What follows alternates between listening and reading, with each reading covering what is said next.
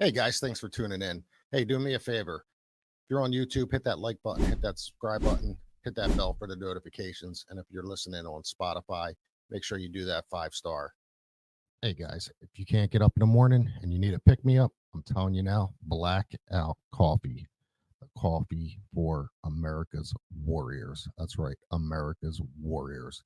It's the Be Awake, Don't Be Woke coffee. Tons of flavors, great taste, amazing coffee.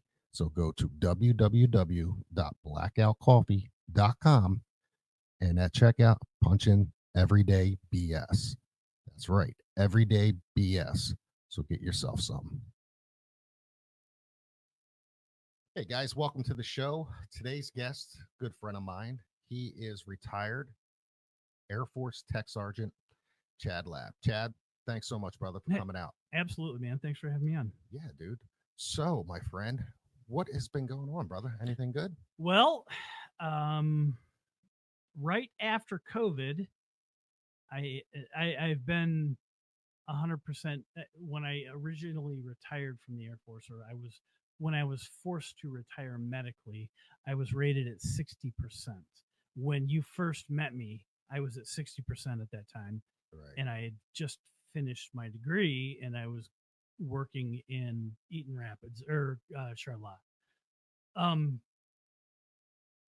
During COVID, the VA decided to before COVID, I was bumped up from 60 to 100%, and that there, people may or may not understand the differences between percentages in VA determinations for your disability rating, but 100% is very good. There's only one better, or there's I guess there's only one that is more benefits dedicated, I guess is the best way to put it. And that's 100% with permanent and total disability. I'm Mhm. hopping a little bit. I was at 100%, not PNT. During COVID, my father had to have heart surgery on a day where I was supposed to go in and have a meeting with the VA. I had a hearing going on, and I told him like a month and a half out, I'm not. This is not going to happen. I will not be there. Yeah. Let's reschedule. I gave them 45 days at notice. They didn't reschedule. They held the hearing without me, and they went. I went from 100% to 80%, and they completely ignored several of my documented disabilities. So, what ultimately ended up happening was I hired an attorney firm that helps with benefits cases. They were very upfront with what the cost was going to be. The cost was going to be 5 times whatever my increase was monthly. So, in a span of 5 months, if my increase was $100, I pay them $500. Wow. Yep. What happened was I went through their process at 80% and they got me to 90%. When I saw their process, I did from 90% to 100% with permanent and total by myself and saved about $15,000. Holy shit, man. Oh, anyways, you asked me what's going on. Yeah. So, It's all good, yep. brother. But no, you know what? Let's stay on topic of that Okay. because this is a big thing for me. I have a lot of friends that are vets that are a part of the VA, and the issues that they have, is being seen, being dealt with, and trying to let them know, like, hey, look, what you're giving me, I'm higher up Right. on disability Yeah. than what you're Absolutely. trying to say that I am. Yeah. What, how much of a struggle for you was it getting, besides, I understand where you were coming from with hiring an attorney and things like that. And what, I don't know, man, it bothers me so much to see vets being taken advantage of by so-called groups that say that they're a part of helping vets. Oh, there is definitely a shark epidemic going on with veteran servicing agencies like law firms, like the one that I use. The one that I use came as highly rated as they get, and it was like 6 stars, and they'd had like 10,000 reviews. So that told me, hey, either they're really good at what they do or they're bullshitting and they're having stupid people write bot reviews. They were very good at what they did. I learned their process, and I didn't hire them to get from 80 to or from 90 to 100. As soon as you see them do it, as soon as you understand how the process works, you can do it yourself. Yeah. So You got 16 years, am I correct? yeah, almost 17. It was Almost 17. 16 years, 11 months, and 15 days. Where so you grew up in Michigan. I did. I grew up in Owasso, Michigan. Okay. And how old were you when you went in? 19. 19, man. 19. What the hell possessed you? Well, that's an interesting story. It starts with I was going to Great Lakes Christian College in Lansing, Michigan to be a youth pastor in 94. I graduated high school in 93. Fall of 93/94, I attended Great Lakes as a freshman for the first time. By the way, not to interrupt you, but happy belated birthday. You're 50 this year. Yeah. Yep. Congratulations. 50. I'll be there in December. So I will tell you that in my life, I've never struggled as much as I did this year. But anyways, back to the story. And this is an interesting story, trust me. So what had happened was I was dating a girl that I had met. I was very heavy into the mid-Michigan kind of Christian youth group scene, and we would have like quarterly get-togethers, from places like Grand Rapids, and we all come together in one central location and have fun and meet and hang out. It is not culty in any way. It's just non-denominational Church of Christ stuff. So I met my first wife when I was about 18, and she was a year behind me in school, but she was homeschooling, and this was 1993, so it was nothing like they're doing now. It was all pen and paper. You sent the stuff in, they mailed it back to me. She decided to get her GED so that she could attend college in the fall with me. Everything worked great. And then we found out that my son was on the way. And Great Lakes Christian College at the time was a very, very strict school. And could have that kid out of wedlock, man. Yep, and that's exactly, we had premarital sex, and I was expelled for one semester. Ooh. Now, I will tell you that from 1994 until now, I went back to that school and spent 4 years there, and it was some of the best times of my life. I did it right after my divorce. So I got kicked out. It's November, we found out everything that was going on in November. We went to the school board, quote unquote, and talked to them, and they said, yeah, the policy is you have confessed to this, and we have no other recourse but to expel you. You're welcome to come back after next semester. Well, I'll tell you this. Being 19 years old, kicked out of college with a pregnant girlfriend who you gotta who at the time was dealing with other health issues that were onset by the pregnancy, and I was a terrible husband. I just not good. I was selfish and immature. But I knew that joining the service was a great way to expand my skills and definitely make money. I went down to the Owasso recruiting station, and there were the Marines, the Army, and the Navy. I talked to the Navy and went to the MEPS in Lansing and did everything from the Navy. And when they brought out the options for contracts to sign, I had told them I can't do submarine duty. I also told them, I said, please, I can't do submarine duty. I just, at the time, Yeah. it freaked me out. Would I do it now? Hell yeah. Yeah, right. I would take a trip. I would absolutely take a trip. Um, so they came with nothing, Yeah. it was open contract stuff. And once You got to love recruiters though, man. oh yeah, Anything to get you to sign. Yep. I mean, that just intent. anything to get you to sign on that dotted line, dude. And it's like, come on, man, we're gonna give you this, we're gonna give you that. Just here.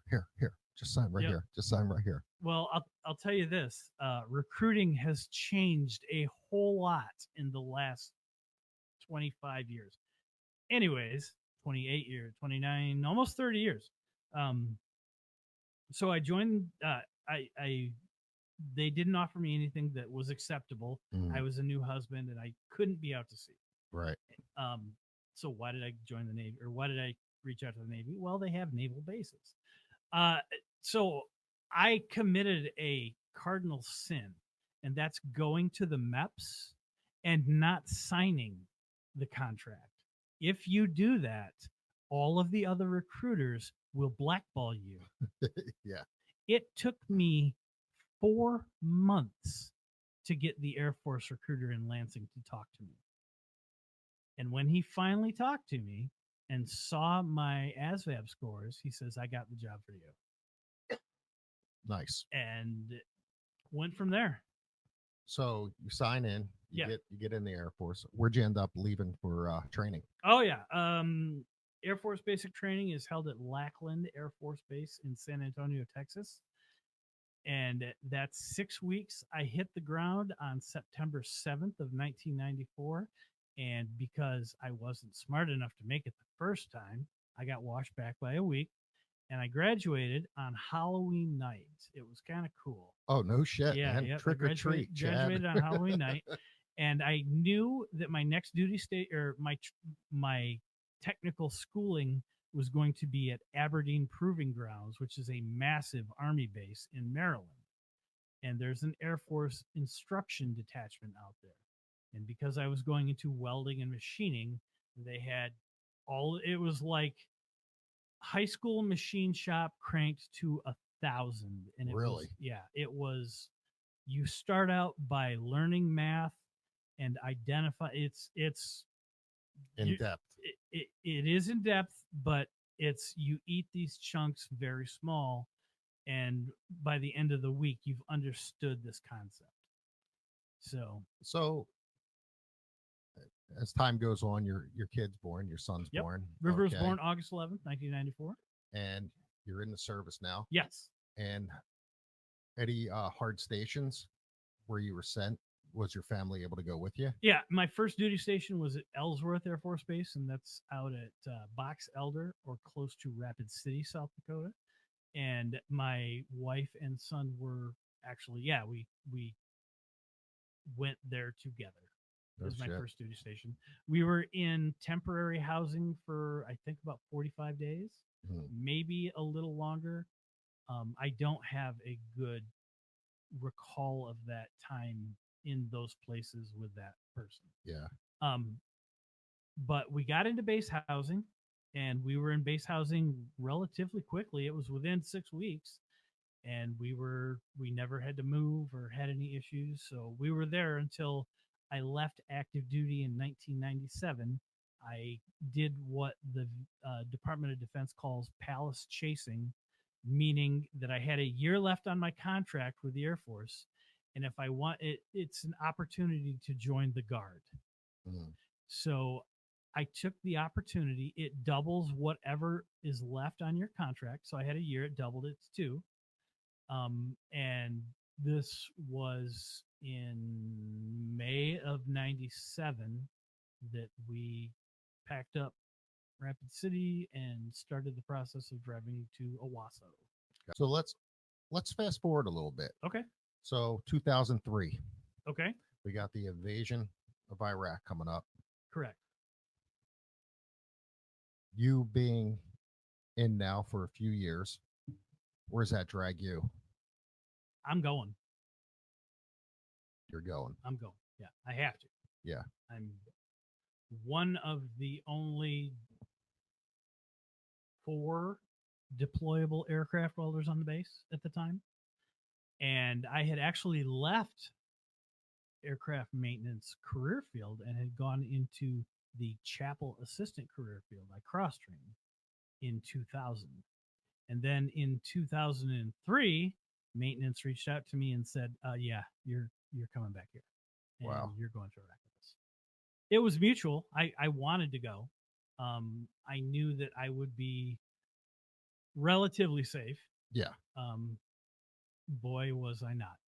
Yeah. So you're at home, your orders come. What's going through your mind? What are you feeling? it was a weird process. It was one of those things that when you get orders and you're in the guard, that means that your pay starts. So getting orders in the guard, if you're a traditional guardsman, means all right, now you're on active duty pay until they stop. Yeah. And that's a huge thing when I couldn't keep a job.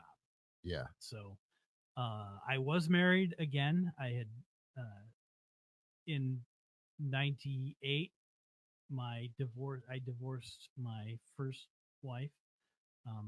And then in 2003 I married my wife, and we have been together over 21 years since then. That's awesome, man. So you're in active duty now. When you go on orders, you are considered active duty. So you're just full blown full time. Yeah, yep. You're in it, man. And so But understand that only happens when the orders start. right. You can get orders up to a year in advance if they've slotted where you're going to go. Right. And there were a couple of situations where I got orders 9 months out because I had already slotted my own deployments. I had worked to a situation where if I could find a force protection deployment, then they would be happy to have me, and I went on as many as I could. Yeah. So So you get your papers, you're getting deployed. Yep. You fly out. Where do you end up first? Where you at? Did you land in Kuwait? No. We land at Shannon, Ireland. Really? Oh yeah. It's the first place you land when you're going overseas. Oh shit, man. And it does not matter what time of day it is. There's a Guinness somewheres, baby. As soon as you get off the plane, the bar is open at 3, 4, 5, 6, 7, 8, 9, 10 o'clock a.m. in the morning. Doesn't matter. That bar does not close. That's awesome. And I think we were paying $6 a pint. And I remember in 2000 when I went through there on my way to Kuwait, I had to be poured into my next flight. So I knew that that was not a situation that I wanted to be in. Yeah. And man, I hate that feeling. Yeah. Especially when you're hung over and God. you know you have to be somewheres and you have to be up early the next day. Well, but I've done that. I've been there. I felt that aftermath, and that aftermath is no good. You know, we weren't as lucky as we are now, where you can just, you got these places where you can go to and they can just pump an IV into you and bring you back. Yeah, man. or oxygen. It's readily available now. You can buy oxygen in a can, and straight oxygen will sober you up very quickly. Yeah, and it gets rid of it works on the headache portion as well. So I moderated it this time. Oh, did you? Oh yeah, because I did not want to land in Qatar and be sweating for a day in a transitional tent. I've done that several times. Oh. So we got there and I found a cot and sweat through it for the next 6 hours because there wasn't any air conditioning. It was 2003. Yeah. Or 2004. Yeah. There's nothing worse than sweating out the booze from the night before, man. Oh, and the stench. Oh, I could just fucking imagine. Brother, I was not the only one in that condition. And I wasn't the worst one in that condition either. Oh man. But we go from Shannon, Ireland, and understand I did 5 or 6, so I don't always remember the flight path that we went to. I think they flew us over there on a stretch L1011, which is a military contract airline. I don't remember the name of the airline, but they were the company that the DoD was contracting to fly people. Yeah. So it was about as nice as any. Well, it's way nicer than any airline now. I'll tell you that. Yeah. But we could, it was a completely chill atmosphere. When we landed in Iraq, we landed in February, and it was snowing, and the ground was mud like I have never seen before. The one thing about Iraq that I noticed right away was the mud was because the sand was baby powder fine. Really? Yeah, it was so fine. And when you mix that with water, it just turns into this awful cake. Yeah, that's absolutely miserable to get off your boots. So it was freezing. We were getting shelled when we got off the plane, if I remember right, or shot at, one of the two. And they're throwing Kevlars and helmets at us. Really? Yeah. Now, understand, this was 20 years ago. Yeah. So I don't remember everything that happened. That particular TDY was the one that was the catalyst for everything bad to come after it. It was. Have you ever heard the phrase trauma bonding? Yeah. Okay. So that was explain that a little bit to some of the people that okay, don't fair understand. Enough. Trauma bonding is when you're in a situation with everybody else and you're all suffering the same amount of shit at the same time. And if it's escalated enough, like rocket attacks all kinds of time, and you're with your buddies, they're traditional guardsmen, and you don't see each other except once a month. Now you're over there, and everything is a shitty experience to everybody, and you just eat shit has hit the fan, and you're the only thing you can do is eat the shit sandwich together. Yeah, that's trauma bonding. There's no other way to explain what that is. It's also a very garbage shit thing to do to people. Yeah. Your Kevlar's being thrown, you got everything going on around you. Once you get settled, what is the main goal for you? It's literally 3 days of coming off of your world changing. Yeah. And the only thing you're doing at this point is briefings. And you're getting an explanation about what's going on. Okay. So your ass is packed so tight with information, and your schedule is trimmed as finely as it can be so that they can crash course as much information, relevant information to the area and everything going around, because we were in an active war zone. Yeah. I was in northern Iraq by the oil fields, and we were flying F-16s.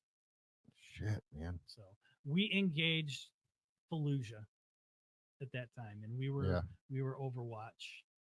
We had some targeting capabilities that weren't known at the time, or were known, but and they're obsolete now. But we had them on our F-16s, and it made the fight incredible for us. What was your main job over there? I was an aircraft machinist and welder. Aircraft metals technology journeyman. So I had my 5 level over there. When we first got there, I was working the morning shift, and within about 30, no, it would have been less than that.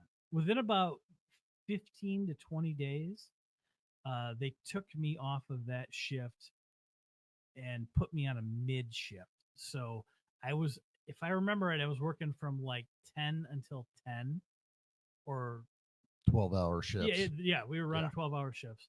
And honestly, if you weren't working, you were sleeping. Yeah.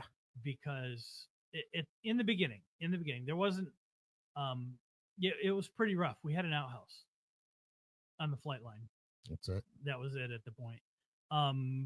But within like a week, there were Cadillacs, which are semi trailers full of bathroom facilities that you can hook up or you can run independently.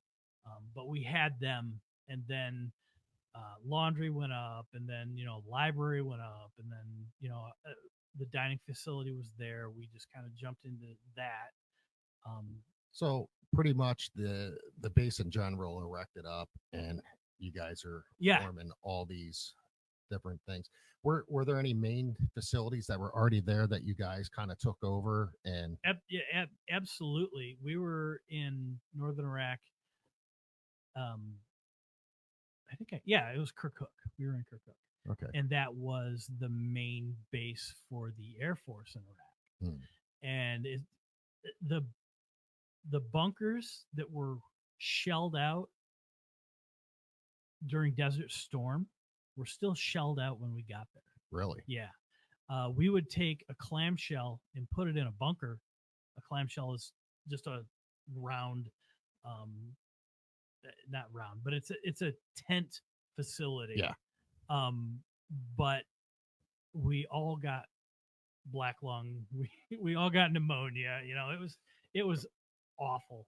Jesus, man. But once they got CE, they're all in charge of that stuff. We were aircraft maintenance, and in the beginning of any deployment, the first thing that you have to do is go get your house in order. You got to get your shop set up. You got to make sure that you understand the flow of the process that's going to be happening. Maintenance orders are going to be coming in. They're going to come in with a part if they want you to work on it. If they want you to go out to the jet, you're going to take your toolbox, you're going to throw it in your truck, and you're going to go out to the jet. But yeah, we were all hangered up and locked down after about the first 15 to 20 days. When we first got there, we were in tents, but then they finally got us into trailers. Yeah. I think it was trailers. I don't remember. How many guys to a bunkhouse for you? I talked to a couple guys. Some guys, they had like certain like individual rooms when they were over there. Yeah. Once they got situated and set up, maybe anywhere between 4 to 6 guys. You know what I mean? Yeah, and things like that. Well, when we first got over there, I remember exactly how they moved us. When we first got over there, we were in 10-man tents. Yeah. And they had us jammed in like 14. Jesus. Talk about fucking rubbing elbows, man. Then they put us into just industrial block, not apartments, but dorm rooms, basically. Yeah, I know exactly what you're talking about. I was in a dorm room with probably 8 other guys. Okay. But I worked a mid shift, and I got home at 10 o'clock or whenever it was, 11, and I could get my laundry done or do whatever bullshit I wanted to do or make a phone call. That was a process back then. Oh yeah. But I had enough energy that I could be up until midnight. Yeah. And then it was like, hey, all right, what am I going to do with all this time? I don't know. Work out. Yeah. That seems like a good idea. Did I do it? No. I did that on a later deployment. But your time is basically spent driving from the dorm area of the base on a bus, which I was the bus driver for a while until they put me on mids, or splits. You could go to we had our own, I want to say, compound. Yeah. And I'm done with the air quotes. It's stupid. And it was inside. We were on half of the base. and the other half of the base was ran by I think the French and the Australians were over there. But I don't remember. So you guys had a pretty much a good sized mix of people on base in general, Yeah. just from different Yep. different areas. Yeah, and shit well, like that. we were one of the only places in Iraq where you could get aircraft welded at that time. Yeah. And I was busy. No. Not all the time. Now, but once- now being there in general, and once you're in and you're settled in for a while, how much, I guess, conflict was coming your way? I mean, were you guys being bombarded a lot? Like, were just like strange shit happening out of nowhere that would come into play? well, there was a yeah, we got rocket attacked, I think 3 days a week. Really? Yeah, absolutely. Um but don't quote me on that. Everybody that I went over there with, if you ask them, it's probably I don't know the official number. I just know that it happened an awful lot. Hmm. And our what would happen would be our F-16s would fly out. They would go do their mission, and while they're gone, there was a land mass, a hill, a mountain, whatever you want to call it, and they would attack us with rockets from there. Really? Yeah, yep. And I I don't know that there was ever an injury. I Mhm. know I can tell you that from the 107th to the 127th, I don't believe there was any type of injury at all. I don't know if other branches had issues. Right. Um, but yeah, we were rocket attacked. Uh, Ultimately, what they ended up doing was they set it up so that the F-16s went out to do their mission, and it's about an hour and a half. You know, it's about dinner time. Yeah. And then shit starts hitting the fan. Well, we had a C-130 Spectre gunship come in, and they turned that whole mountain into Swiss cheese. Oh, I bet. Bro. And that was the day that we got Rocket Man #1, and there were 8 or 9 more. They hit I believe they hit the outside of the ammo dump as we were leaving. Hmm. So that was a thing. So I guess one of the biggest things, I've talked about this with other vets and who were over there dealing with shit, and a lot of them were in some serious combat situations and whatnot. The whole weapons of mass destruction thing. Apparently, in air quotes, there was all this shit. What's your take on? I can't comment. You can't comment. I can't comment. Can't comment. No. No. Let's just say that some of the bullshit that Colin Powell and George Bush were spoon feeding us at the time wasn't all wrong. And that's about as much as I can say. Okay. I mean, I give you that. No worries on that shit. Now, what was your total time over there? Iraq was from February until May. Yeah. Yeah, our air guard deployments are usually 90 to 120 days. And that was Now, this is your first deployment. no, this was my second. Your second deployment? My second deployment. My first deployment was in Kuwait in 2000. Okay. So I was over there for 45 days as a chapel support personnel. Oh, really? Yeah. Yep. Nice. So from 90 until no, I'm sorry, not 90. From 99, 98, 99 until 2002. Yeah. I was chapel support personnel.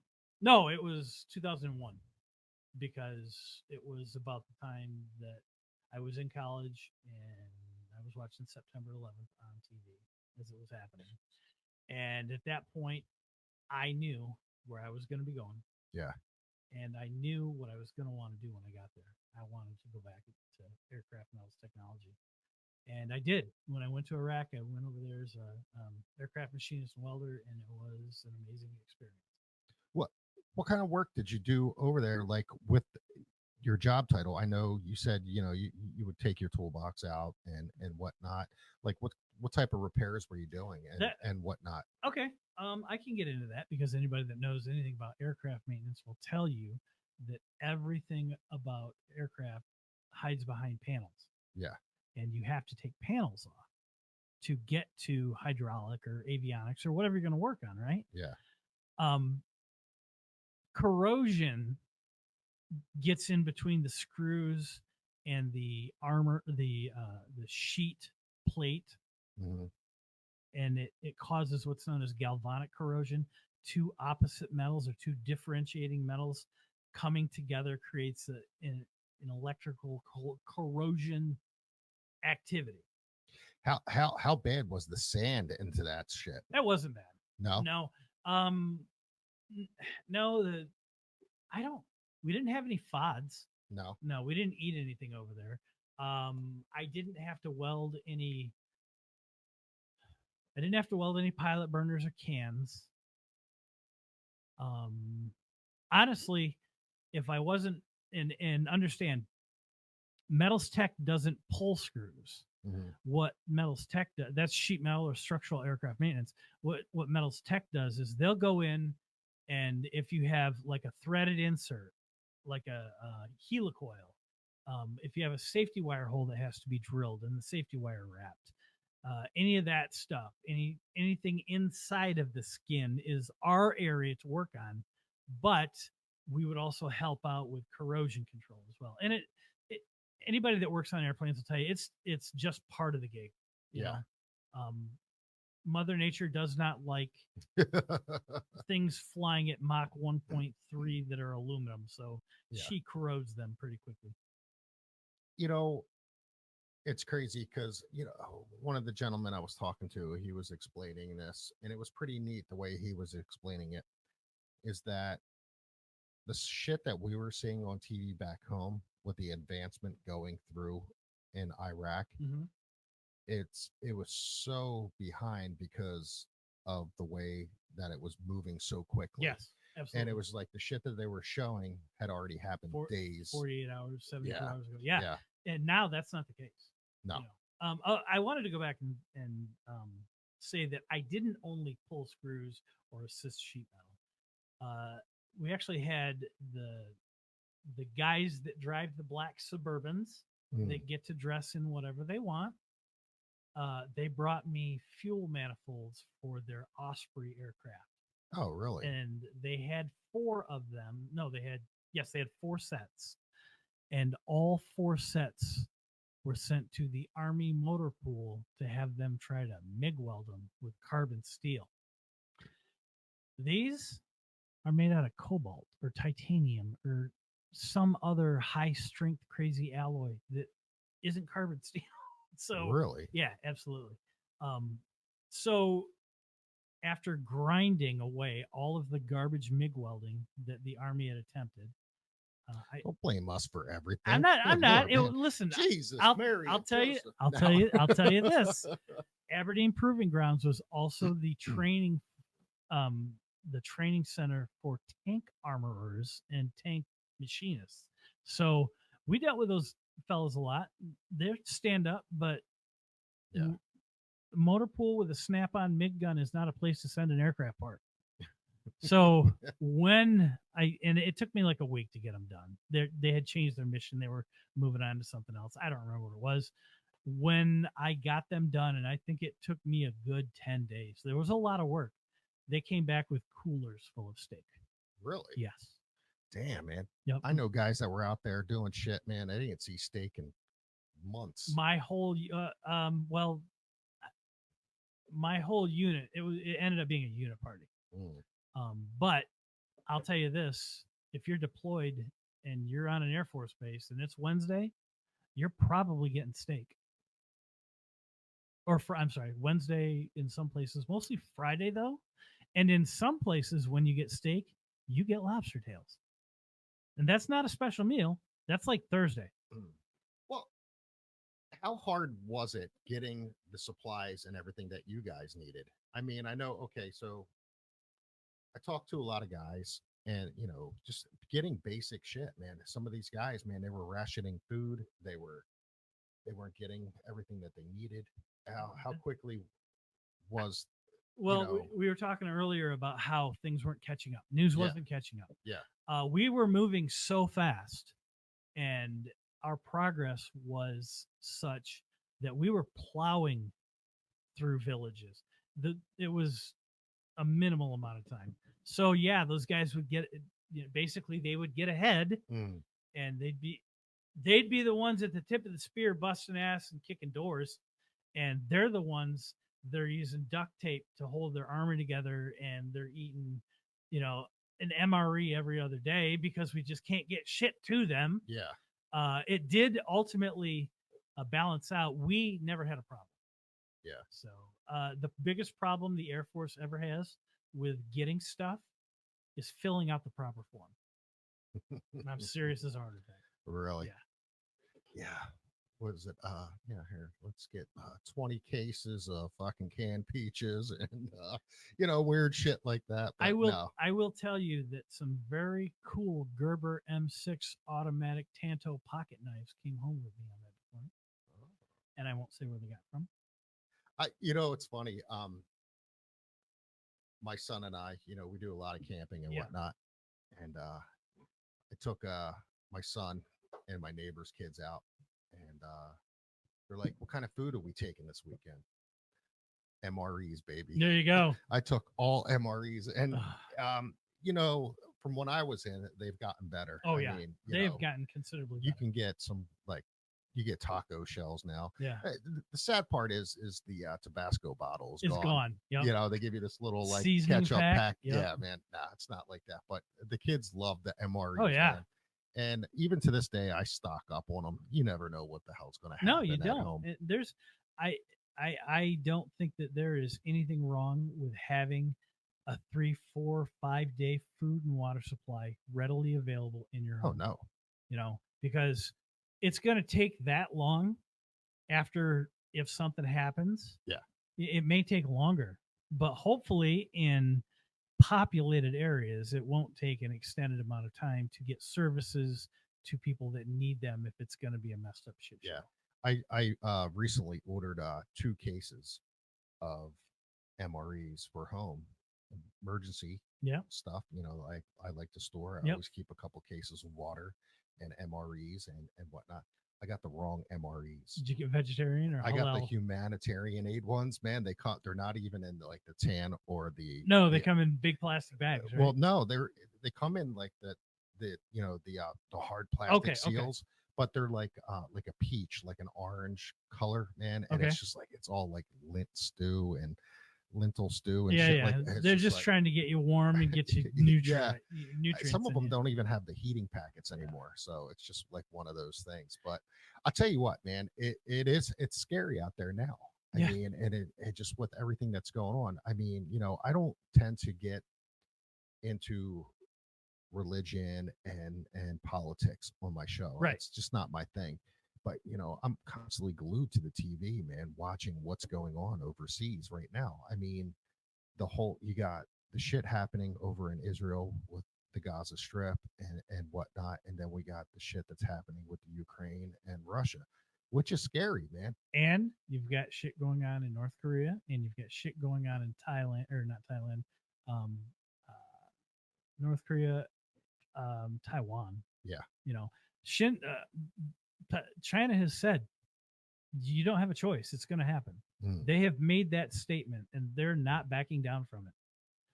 And because of they want Taiwan back, right? They absolutely, yeah. They have told Taiwan it doesn't matter what you think, we will reintegrate Taiwan into the Great Republic of China.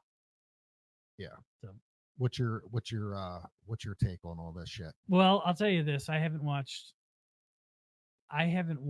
4 hours of TV probably in the last 2 years. Really? I don't watch news. Since COVID was a big deal. It was bad, and it wasn't trauma bonding, but it was financial.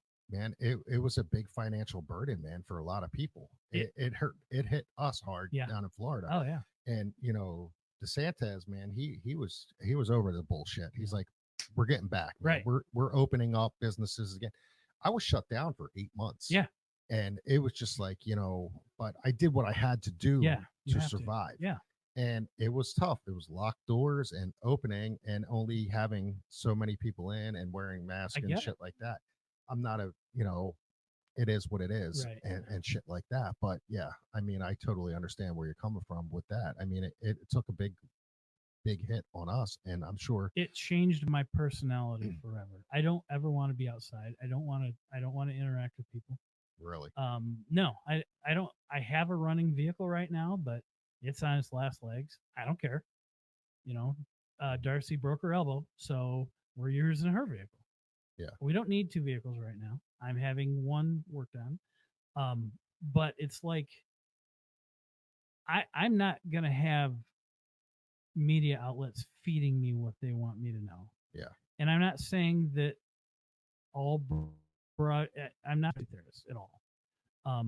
I just like to get my news from independent sources, and I like to get if I'm interested in something, I want to focus on it. So I find YouTube is, there's some very credible sources, and I'm not saying crazy people, but there are credible sources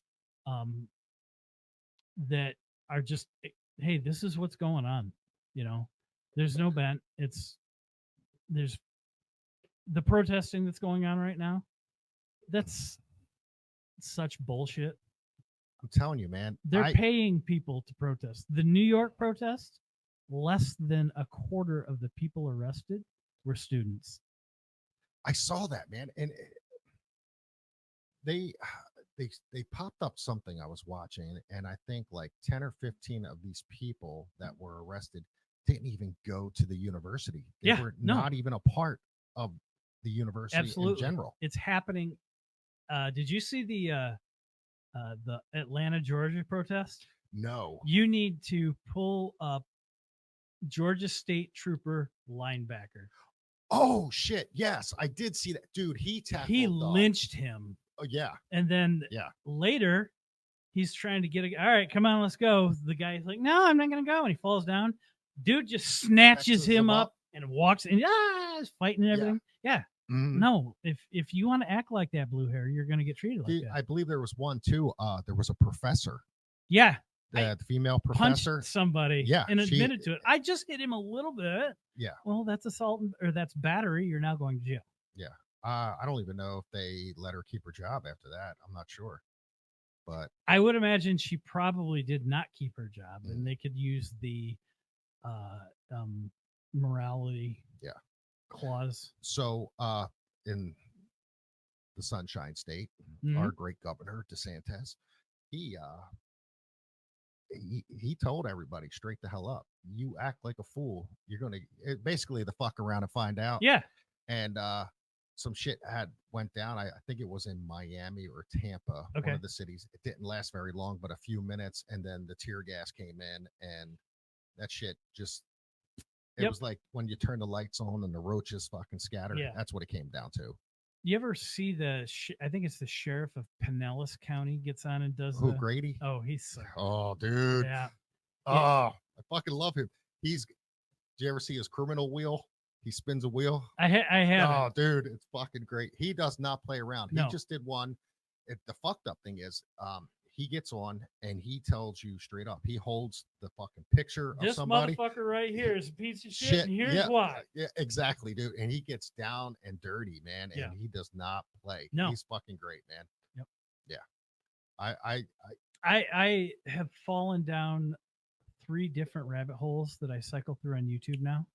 Rabbit hole number 1 is idiots getting arrested. They're Karens. The best, man. Rabbit hole number 2 is idiot Karens. Rabbit hole number 2 is I am head over heels right now for like bomber history, and fighter history, and I worked on both of them, and now I'm going through the Russian stuff. Mm-hmm. That stuff is so fascinating because 99% of It it is. after about 1980 was stolen from us. So I don't know if you saw it or not, but Tucker Carlson, he did the interview with Putin, I did, yeah. and I didn't see it. I saw that he had done it. I watched the whole interview, and it was crazy because Putin ended up giving him almost I don't know if it was like 45 or 50 minute fucking Yeah. lecture on the history of Russia and all that shit, and it was wild. But what you're talking about, the history of bombings and shit like that. I'm a big, huge. I love everything and anything that's got to do with World War II. Yeah. I'm huge on that. Band of Brothers, great series. I watch that shit. I can watch that from beginning to end Yeah. over and over and over again. My wife even bought me the box set of that in the Pacific, which is the Marines, Right. and then you got the guys, the Band of Brothers, which is phenomenal.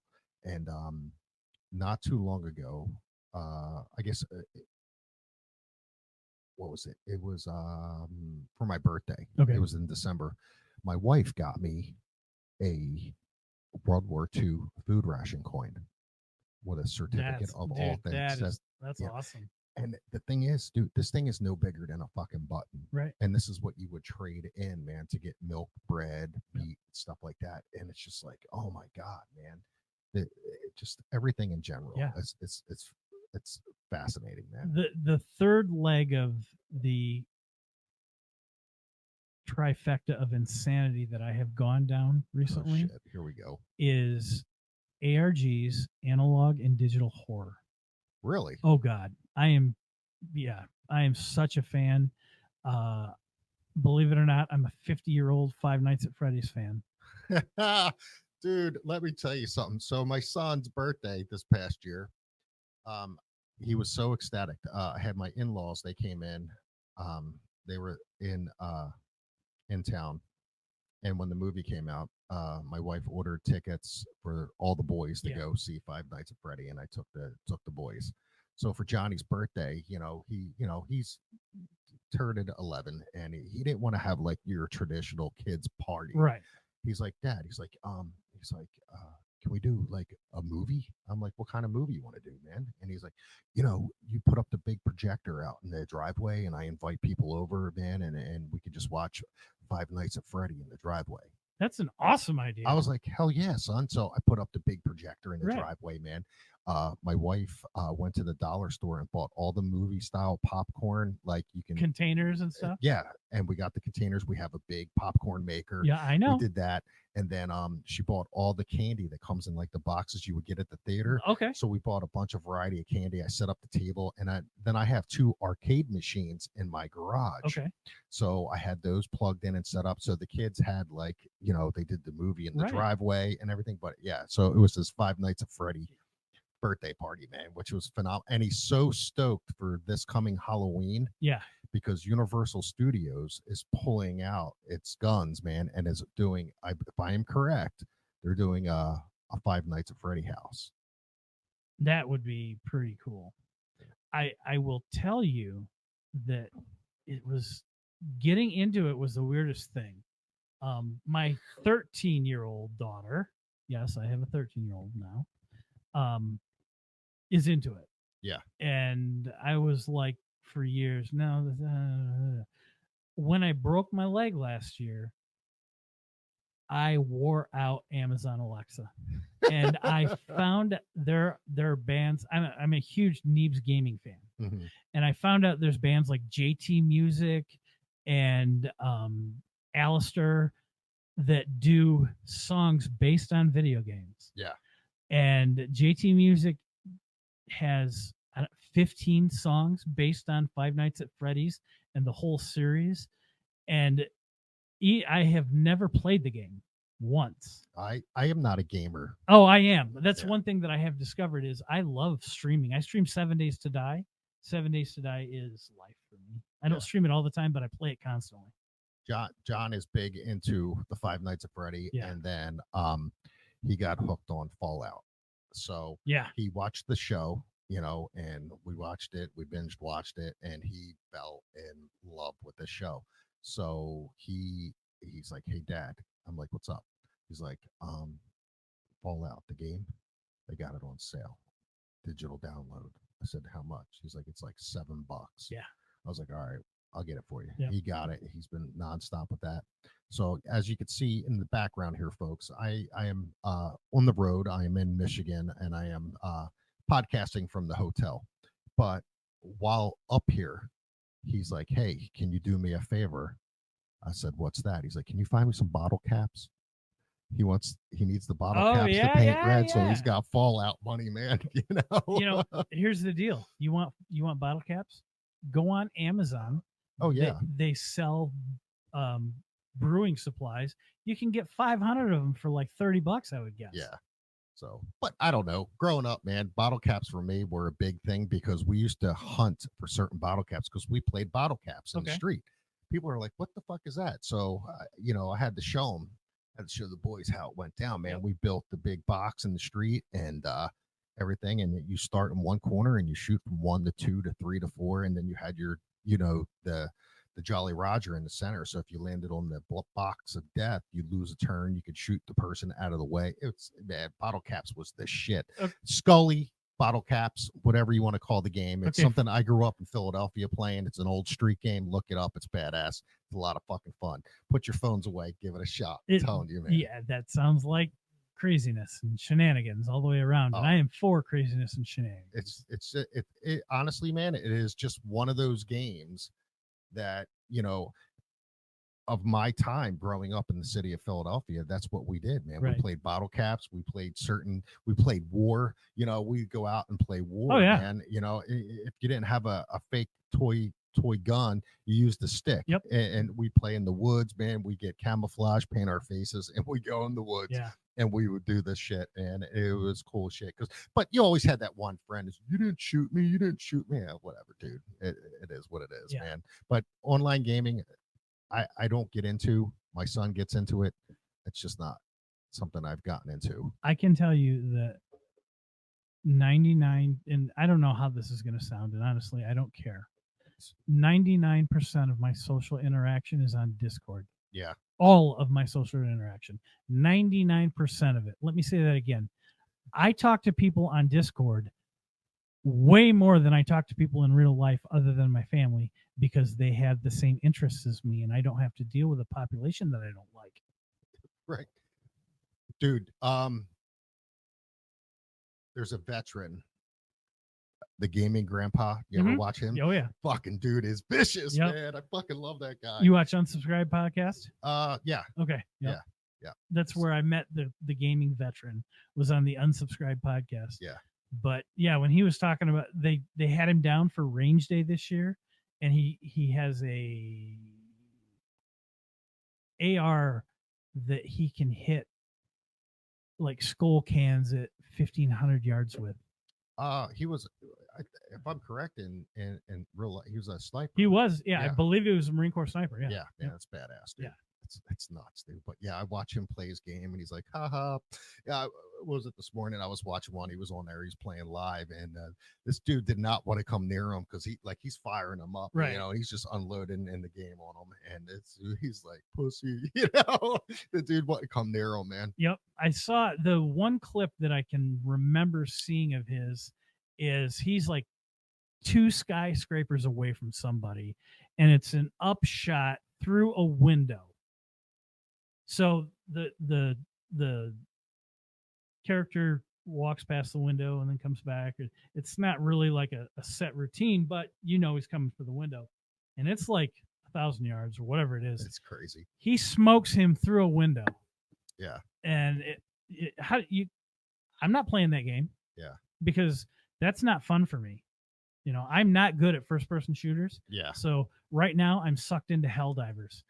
It's fucking amazing. See, that's my problem is I watch a lot of podcasts. I follow a lot of people like Joe Rogan, for instance. He's a big gamer. He loves this one game. I think it's Dune or Doom or something like that. You remember Doom? Doom is it's pretty. And he's like, man, he used to hours and hours and hours. And that's my problem is I'm afraid if I find something good like that, I'll just lose all aspect of outside life and get so sucked in that I'm done, man. Well, I'll tell you this.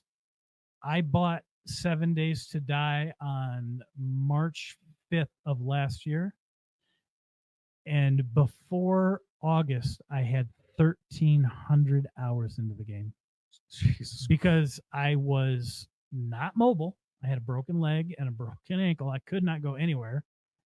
And I said, piss on it. I bought a 3050 graphics card, stuffed it into my computer, and I started playing 7 Days to Die. And that turned into me having a giant ass Steam account. Thanks, Dash.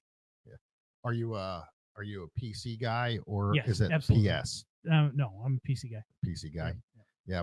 My son, I picked him up. He got for Christmas. He got a PS5, and but he's like, Dad, he's like, can you get me a keyboard and a mouse? I'm like, you need a keyboard and a mouse for your PS? He likes to play certain games on his PS, man, and he uses keyboard and a mouse. He won't use his controller. My daughter Ella has my PS5, which really? arrived the day after I broke my ankle, and I probably have 40 hours on it. Yeah. After I played it when I initially got it, it was like, yeah, this is cool, but I like my computer 1,000 times more because I can mod games. I'm old school, man. I'm Nintendo generation, Super NES. Yeah. And Mike Tyson's Punch Out, Mario, things like that. But my big game was the original Final Fantasy on Nintendo, where everything was like little pixelated characters like Link and Zelda, and Zelda's another one, man. I can still play those games, but I never really got into the higher aspect of gaming. I think the biggest CP game I ever played was when right before I went into the service, an uncle of mine's like, hey man, we play this game online if you want to join us. And I'm like, I don't really know much. And that back then, what are we talking? Windows 95. Yeah. And the AOL dial up. Yep.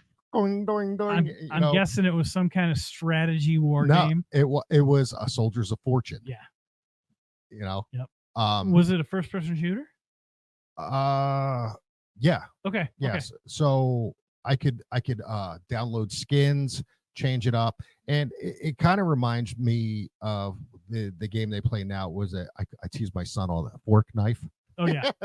I tease him all the time. He's like, no, it's Fortnite. I'm like, I know what it is. So I completely get the keyboard and mouse thing because after Ella had the PS5 for like a week, she's like, I need a keyboard and mouse because one of the games she plays is Fortnite. And she likes to play it with keyboard and mouse, which I don't get because I actually stole one of my controllers to plug into my PC so that I could play Helldivers with a controller. You don't want to play that game with keyboard and mouse. You'll kill yourself. Well, let's jump a little further in here, Jed. So military and the way things are going now, we have all this AI technology that's popping up. You got Elon and this whole Neuralink shit that he's doing. What have you looked into any of this? Have you seen any of this? What are your thoughts on some of this stuff? Well, I will tell you that I think it was 2 years ago, DARPA sent some of their drone / AI bots after some Marines. It was a field exercise. Really? Yep. And first of all, the Marines won. Do you want to know how they won? How's that? You ever play the Metal Gear games?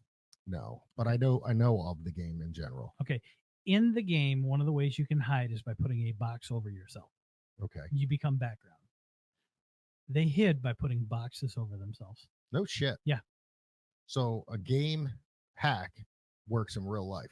Against AI, apparently, yes. So I know that was a couple of years ago that happened, and the AI field has just, I think that we are going to get to a singularity, and I would imagine it's going to be within about the next 2 years, probably within the next 18 months, where we have a fully formed synthetic consciousness.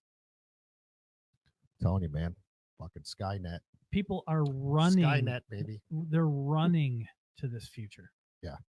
I saw the other day somebody had posted a picture, and they had AI generate a picture of humans in the future, and it was like worn out human being with like uh, mechanical and electronics and shit Okay. on the person.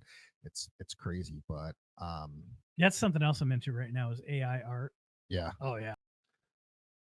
But the whole AI thing, man, it is a little scary. Yeah, it It absolutely is a little scary. it troubles me because I think, like you said, we're rushing too quickly to get to somewhere where we don't know everything just yet. You are 100% correct. I'm telling you, man. So we are we're running to the void as fast as we can. Yeah. You know, we apparently there's a big population of us that want oblivion immediately, and they're trying to get us there as fast as possible. Yeah. So It is scary, man. I mean, in general, like there, yeah, I've seen instances where kids now in school aren't even writing their papers. They're using, AI to write their papers, Yeah. turning this in, and then maybe changing a few words and whatnot. And I mean, Christ, we've got self-driving cars now, and shit like that. And it's I got to give it to Elon Musk though. The man is super smart. He's very creative. I mean, I personally, my whole thing is I'm excited to see what comes from him for our space X and getting to Mars. I want to see what's going to happen from that part. Do you think that the commercial space industry, as it's kind of getting off of the ground or has gotten off of the ground in the last 15 years, do you think that they're going to be the ones that get us to Mars? I don't I think there's going to be something similar to like that. Well, I mean, I've talked about this before. There is a oh god, what the hell's his name? It's on the tip of my tongue, but from what I understand, there's possibility of a hotel in space in the works by him. I know there's And I know there's a space train ready. oh yeah, they're Lockheed Martin has won the contract for a train for the moon. Really? Yeah. That's a whole nother thing that's going on right now is the whole moon thing, and were we really there, and this and that, and everybody has their own little, I guess, idea what actually happened. Were we there? I believe we were. My wife says we weren't. I mean, to each his own, but hey, it is what it is. I mean, my whole thing is if we were there, how come we haven't been back? Why haven't we been back to the moon? We fought so hard in the 60s to beat the Russians, to get to the moon and walk on the moon and do this and do that. Why haven't we been back there since? What is up with the moon that has kept us from going back? We have gone back. You believe so? Oh, we've absolutely gone back. It's been documented. Space shuttle missions went back. Absolutely.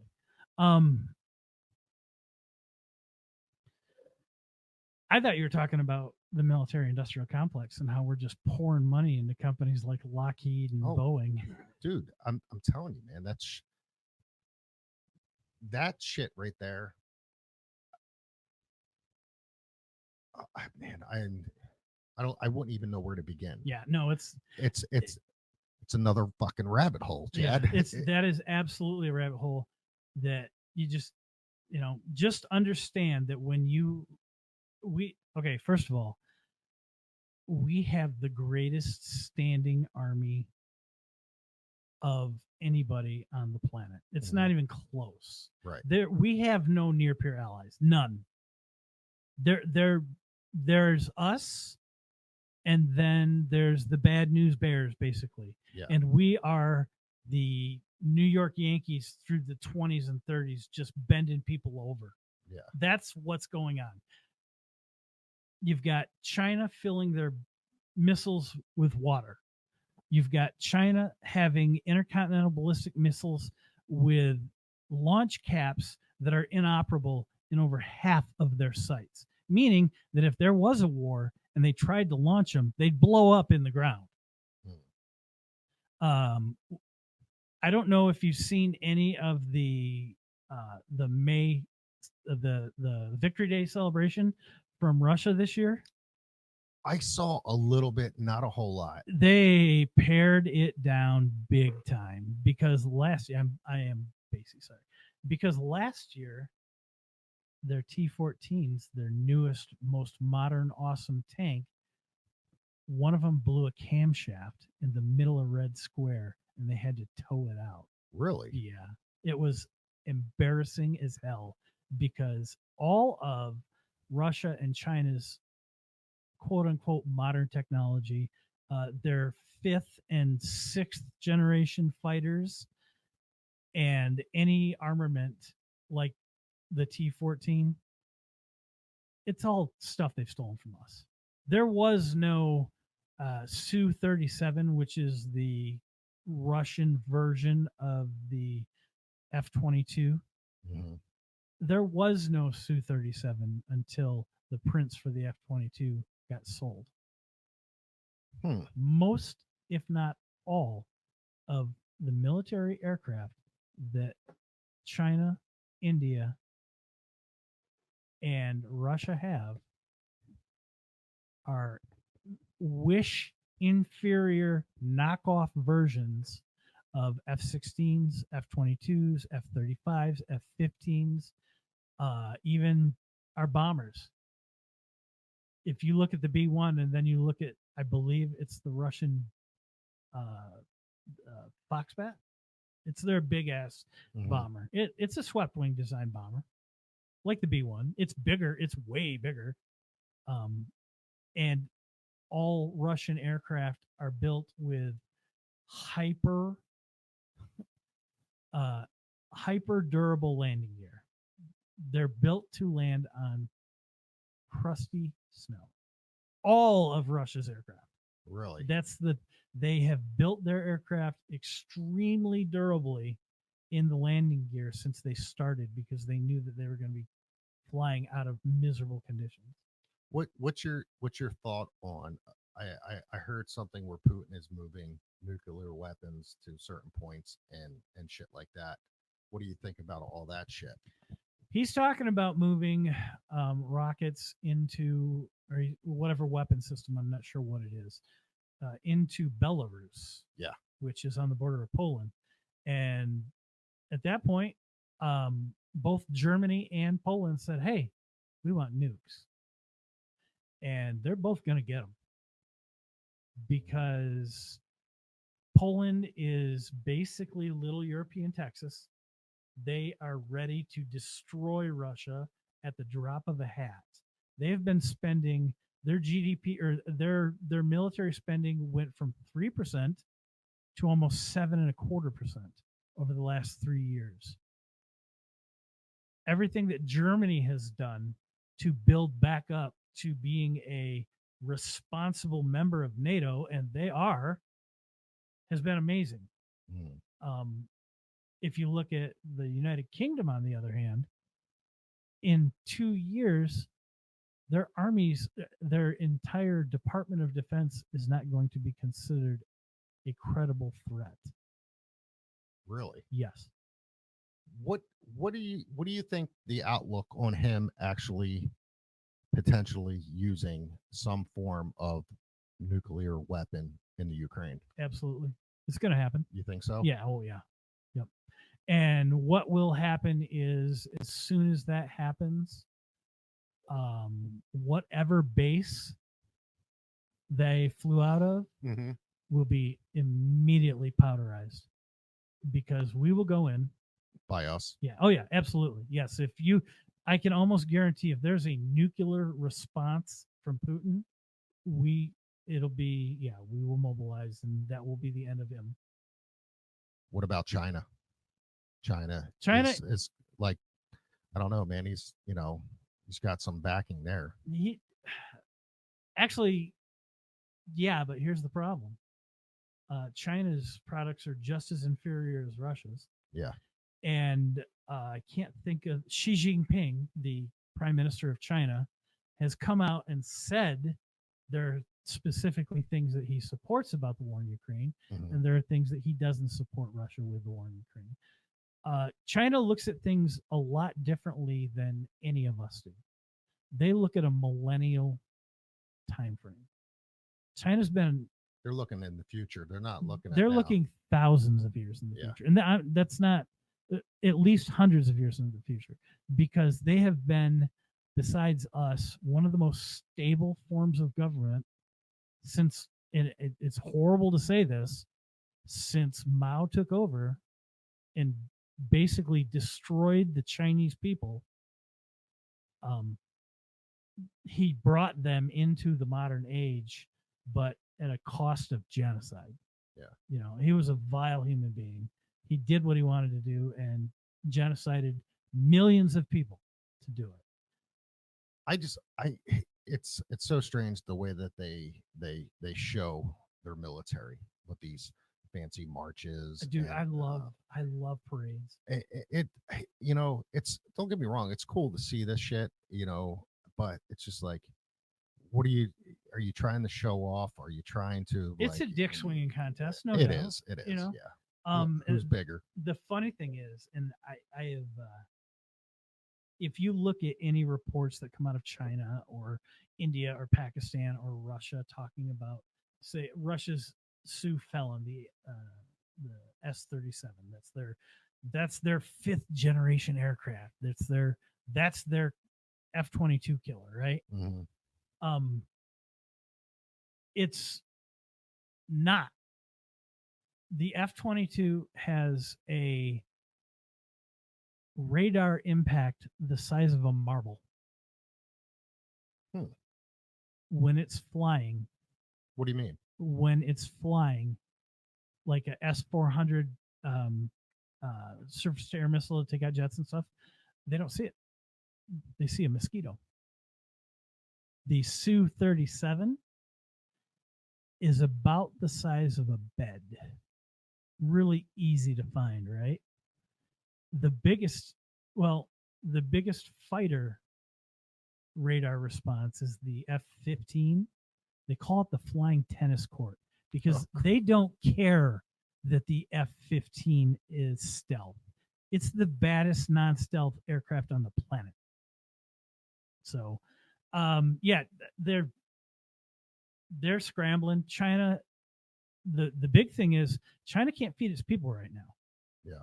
And they want Russia to lose, because if Russia loses, they're going to get concessions on the border of China and Russia. Right now, there are more ethnic Chinese in the western provinces of Russia than there are ethnic Russians. Oh shit. Because it's fertile.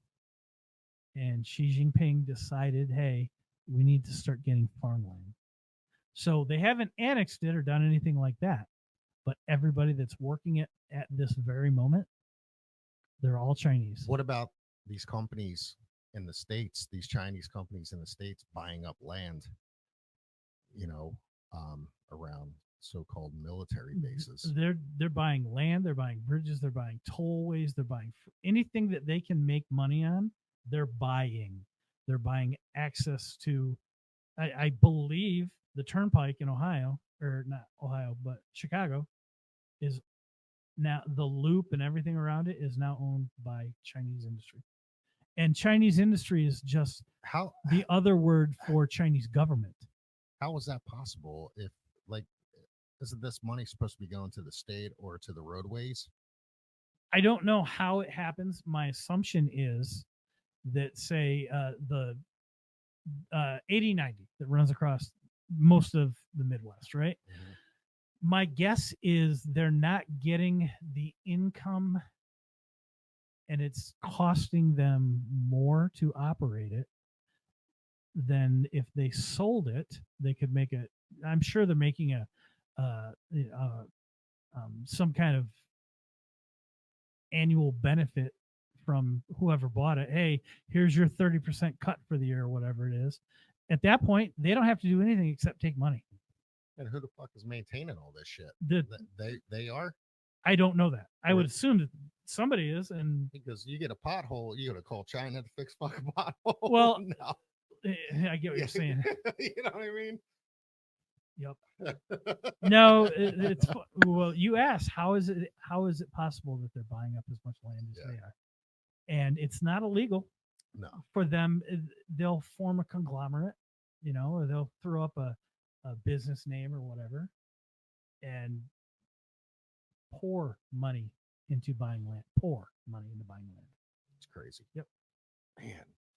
But I mean, it is nerve wracking nowadays because there's so much shit happening, and like you said too, there's so much shit that's on the news that you can't honestly take in because you don't know what's real news, what's fake news Well, reporting, and yep. and shit like that. And it's sad. And as you stated that you try to rely on certain sources online.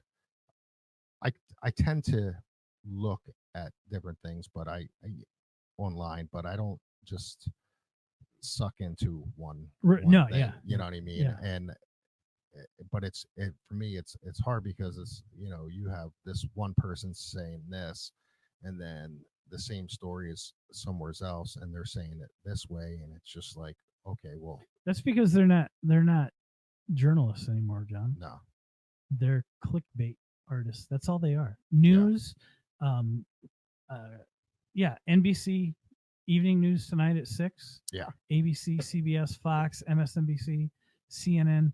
It's just about the clicks anymore. it's the big thing too is the trolling. Yeah. All these Did- Russia, China, Yeah. They're trolling the internet, man. They are. And I believe personally too, and I've seen other people talk about this as well, but I believe that they get online and they get shit fired up, man. They troll these companies, they troll these websites, they get in there and they put in their shit. I don't disagree with that at all. I absolutely assume that there are people just out there being contrarians to be contrarians because that's what their government's paying them for. And do you ever follow anything on the Nextdoor app? No. Dude, get on the Nextdoor app the next time you're home. Yeah. And just look at the amount of neighbor watching and suspicion that goes on in every neighborhood. It's like the fucking Burbs with Tom Hanks. Oh, Did you ever see that movie? movie? Yeah, absolutely, one of my favorite movies of all time. Rick Dukeman and Tom Hanks. Yeah. Corey Feldman's in it, and Bruce Dern. Bruce Dern is amazing in that movie. Mm-hmm. But yeah, that's exactly what it is. Yeah. It's, oh my God, man. So, yep. What? That's what do they say?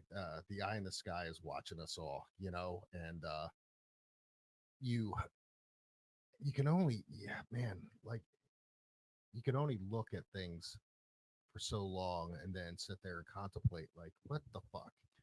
I'll tell you this. I've been a professional investigator for over 10 years. Yeah. I've owned my own agency and I've been licensed and insured for over 10 years.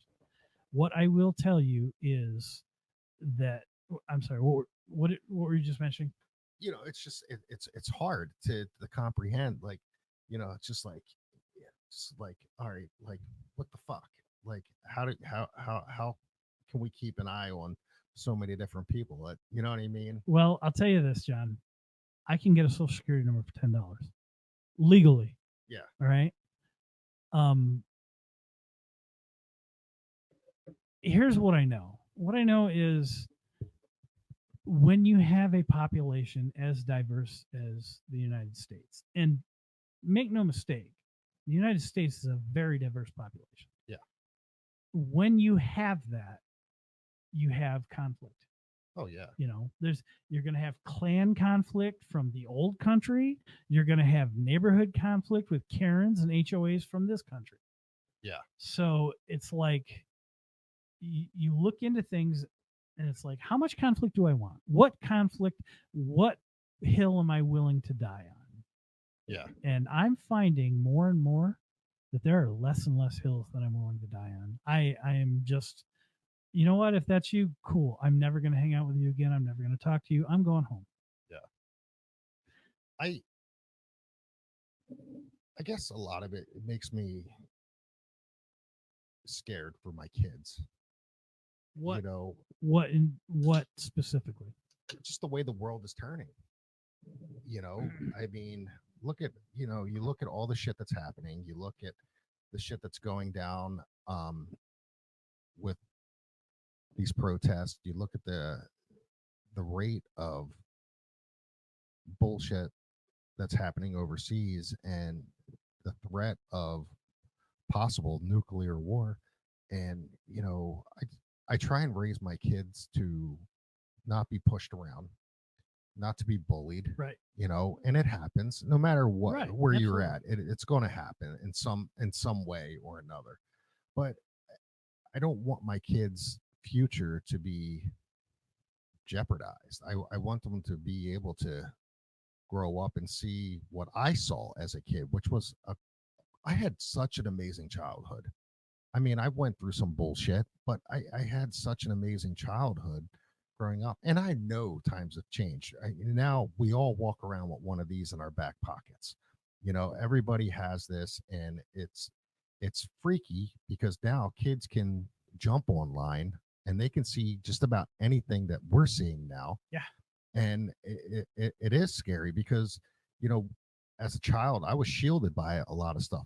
But the big thing from when I was a kid, I don't know if you remember this. A movie came out. It was an ABC movie. It was called The Day Day After After. Tomorrow. The day And after. the day Day after. after. Yeah, Which was based on nuclear war. yeah, it absolutely was. There were 4 or 5 movies that came out between like 81 and 84, 85. Mhm. BBC did one that was terrifying. Yeah. The Day After was terrifying. And it's crazy to say because I did not see that movie until I got into my 40s. Oh, okay. All right. So I knew about the movie Right. and I always wanted to see it, but I never looked at it. Okay. I knew about that movie and I knew about a couple other ones after a bomb was dropped and whatnot. And but I never saw it. So one day I'm sitting around the house and I'm on Amazon. I'm like, you know what? I'm gonna order The Day After. And I found it online and I purchased it. I think it was like $7 Yeah. on DVD. I got it and I watched it. And I'm like, this is what my mom shielded me from as a child. But it was a big thing. Yeah. It was a super huge big thing because I remember the next day for almost a week, people were knocking, representatives were knocking door to door and talking to families about the possibility. I totally remember that. They were like grief crisis Yes. individuals, and they were like, okay, so it wasn't real, but if it were, this is what you need to do. Exactly. I remember that Yeah, man. conversation popped up. And when you were talking about earlier, when you said, you fear for our kids, I do Mhm. too, but we were hiding under desks Yeah. for nuclear bombs. Yeah. So, we had that going on too. I don't, let me go back. I don't believe there's going to be a nuclear war. I believe there's going to be a nuclear strike, and that will be dealt with conventionally. Yes. Yes.